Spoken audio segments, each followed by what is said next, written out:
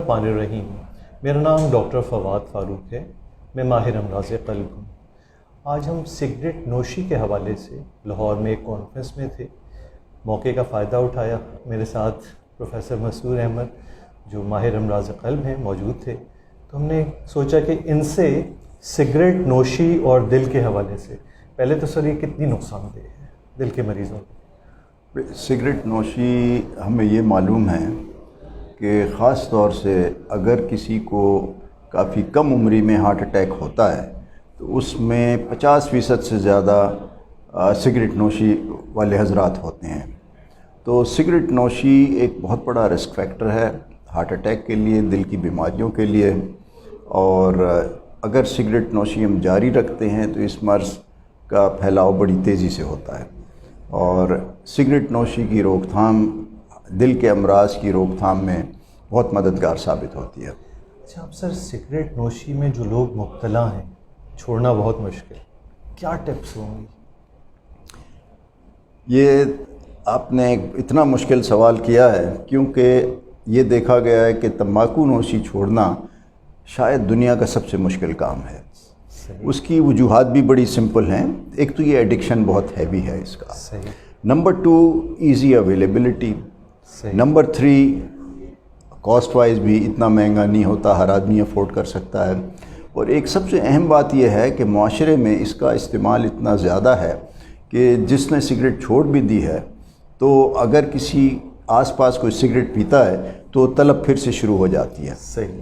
ایک اور بڑا مسئلہ یہ ہوتا ہے کہ سگریٹ آپ اگر چھوڑتے ہیں، کبھی بیماری کے خوف سے آپ نے چھوڑ دیا تو یہ 1 مہینے بعد آپ کو بہت تنگ کرتی ہے. اس کے بعد پھر 3 مہینے بعد پھر پیچھے لگ جاتی ہے.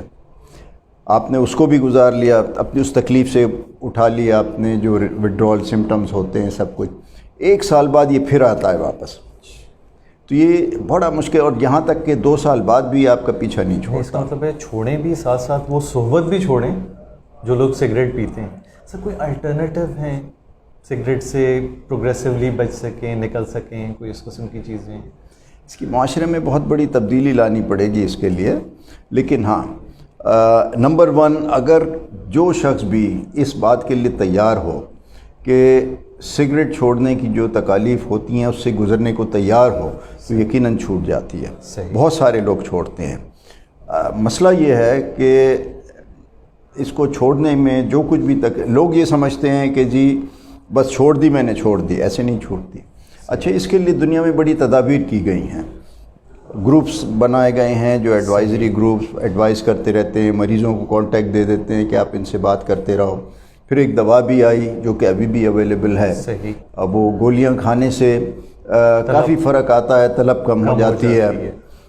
لیکن جو سکسیس ریٹ ہے وہ ابھی بھی اس لیول پہ نہیں پہنچا کہ ہم کہتے ہیں کہ اطمینان بخش ہو. تو اس کے لیے پھر بہت سارے آلٹرنیٹیو آج سے نہیں بلکہ میرا خیال ہے 81 میں ایک چوئنگم آیا نکوریٹ کے نام سے. صحیح. نکوٹین کا چوئنگم. اس کے بعد پھر پیچز آتے رہے اور یہ دونوں چیزیں آج بھی ملتی ہیں. صحیح. تو اس کا فرق یہ ہوتا ہے کہ آپ کو جو نشہ نکوٹین کا ہے وہ ملتا رہتا ہے، اور فائدہ یہ ہے کہ باقی جو تمباکو میں اجزاء ہوتے ہیں جن میں تقریباً 6000 سے زیادہ کمپاؤنڈ ہوتے ہیں، اس سے آپ بچ جاتے ہیں. اور آگے چلیں تو اب ماڈرن ٹیکنالوجی میں تمباکو کے مختلف شکلوں میں آنے لگا. میں اس کے تمباکو وہ گٹکے وغیرہ کی بات نہیں کر رہا، بلکہ سگریٹ نوشی سے ریلیٹڈ، جس میں پہلے تو یہ ویپنگ آئی جس میں تمباکو کے پاؤڈر کے ویپرز یعنی صرف نکوٹین آتا ہے، جلائے بغیر آ جاتا ہے، تھوڑی سی ہیٹنگ کے ساتھ آتا ہے. اور وہ چلتا رہا جو کہ ابھی بھی چل رہا ہے.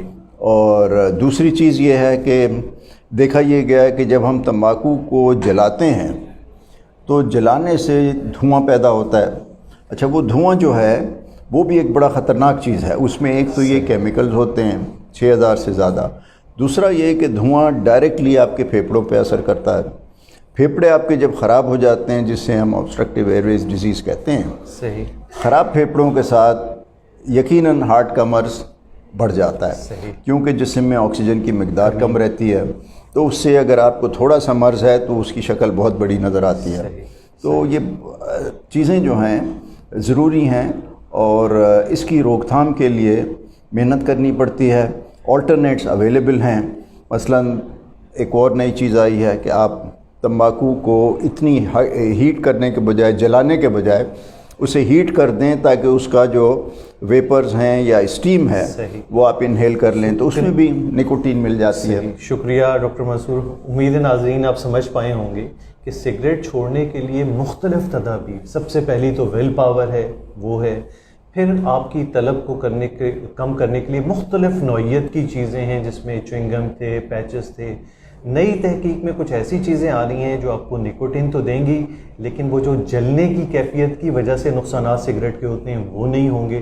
تو امید ہے کہ جو لوگ سگریٹ پی رہے ہیں وہ اس سے جان چھڑانے کے لیے ان تمام تدابیر کو استعمال کرنے کی کوشش کریں گے. شکریہ بہت بہت آپ کے سننے کا.